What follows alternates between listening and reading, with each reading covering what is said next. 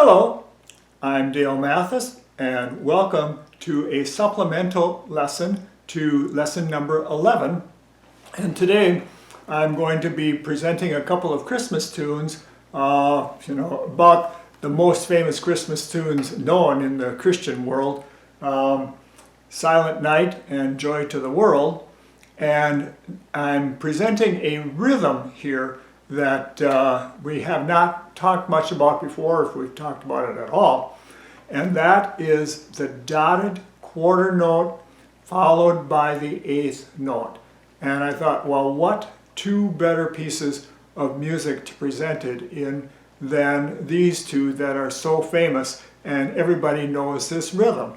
So the rhythm that I'm speaking about in Silent Night is,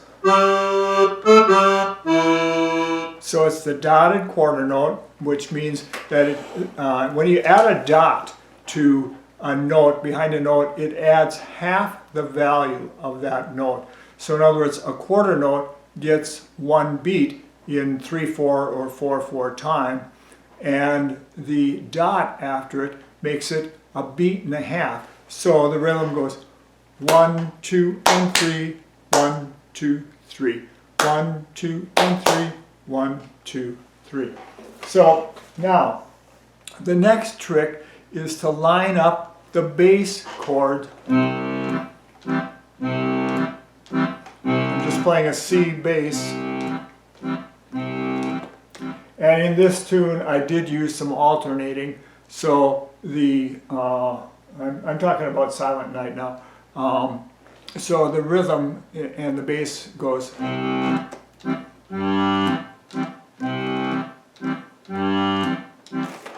Okay, so we'll just play a little bit of that right hand.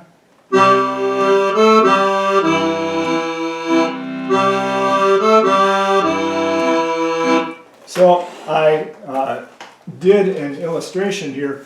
Please go to lesson 11, the Christmas segment, and print out this sheet music so that you can follow along and know what I'm speaking about here. So if you look in measure number 3, you'll see that I've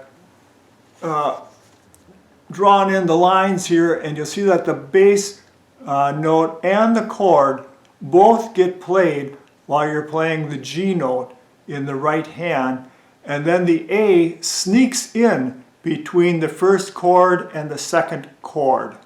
So if I do this very slowly, it's going to go. And as a matter of fact, let me just stand up here so that you can see my bass buttons. And I'm going to play the right hand. So that's how it goes. You play both of those, sneak in the note in the right hand, and then play the final beat together.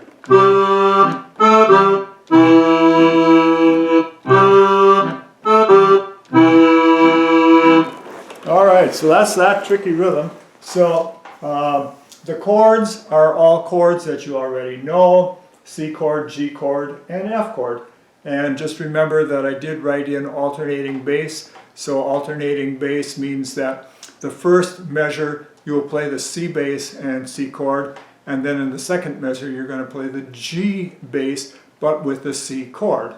So let me just slowly play this tune, and if you want you can play along with me. So I'm going to count us in. It's going to be 1, 2, 3.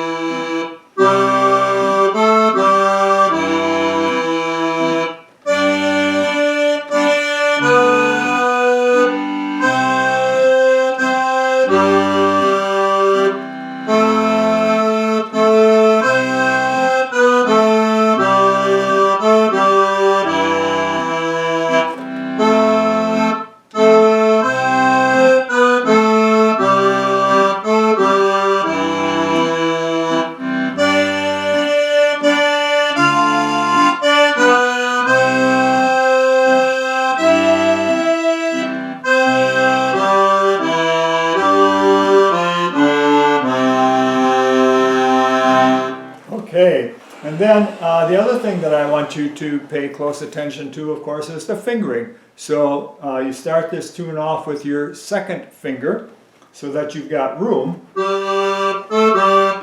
to get all of those notes in. And an interesting thing, if you go down to the, let's see, third line, that's measure 13, 14, 15, 16, 17.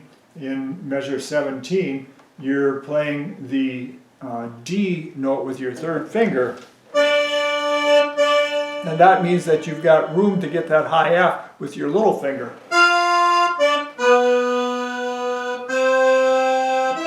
And now that E in measure 20, you're playing with your fourth finger, and you notice the very next note, that's C, I'm asking you to play the C with your little finger or your fifth finger. Well, you can't wiggle your hand around to do that, but what you can do is take off a little break, because it goes. And normally when you sing that song, you would take a little bit of a break there, or you would take a breath. And so you have time to briefly take your hand off the keyboard, off that fourth finger on the E, and quickly come down with your little finger on the C.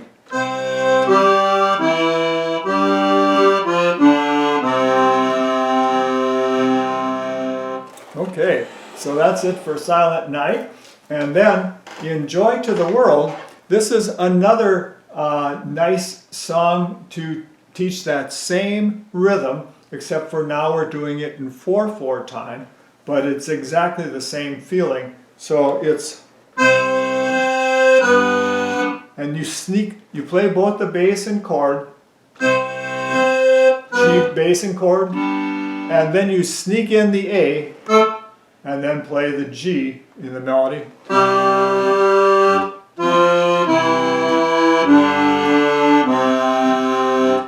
And if you have not realized it, what you're playing there is a C scale going backward. So it's going. You just put it in rhythm.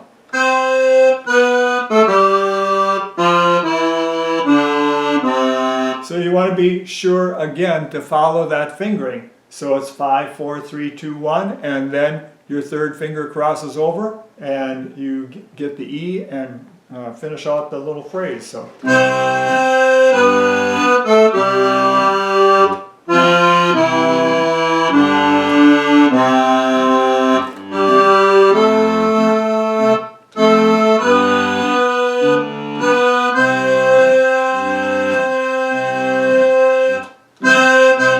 Right at that point, you see in that second line, the seventh measure, look at that tie over the top of the two C's. So that is a note that is 4 beats long in the seventh measure and another 3 beats in the eighth measure. And that all has to be tied together. So you do not want to lift the note up, of course, but you also don't want to change your bellow direction, because if you change your bellow direction, it has the effect of sounding like it's 2 different notes. So you want to hang on to that.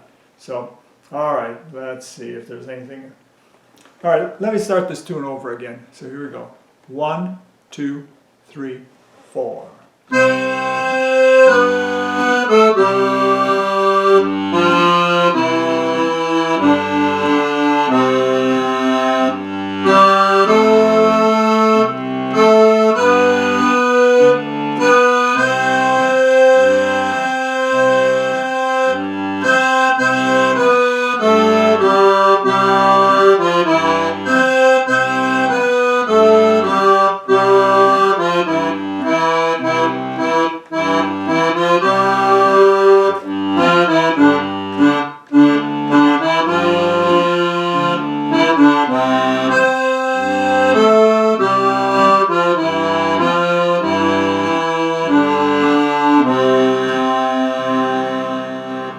Okay, so that's the basic concept that I want to teach for these two songs, is the dotted quarter note followed by the eighth note. So 1.5 beats and followed by a half a beat. So eighth notes always get a half a beat.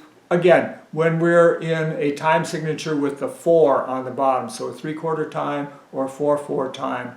That bottom number, the 4, always tells us what note gets one beat. So if you visualize in your mind the 4/4 and just in your mind cross out that top 4 and put in a 1, and you see the fraction 1/4 or 1/4.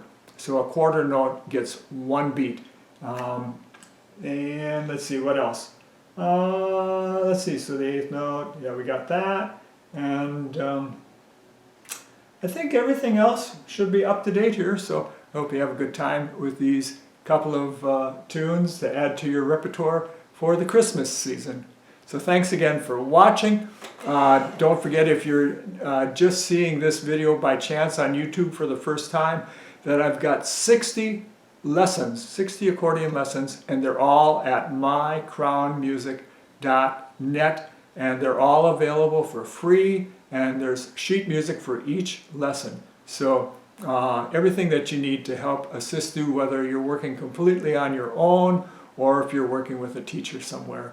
So thanks so much for watching, and we'll see you again next time.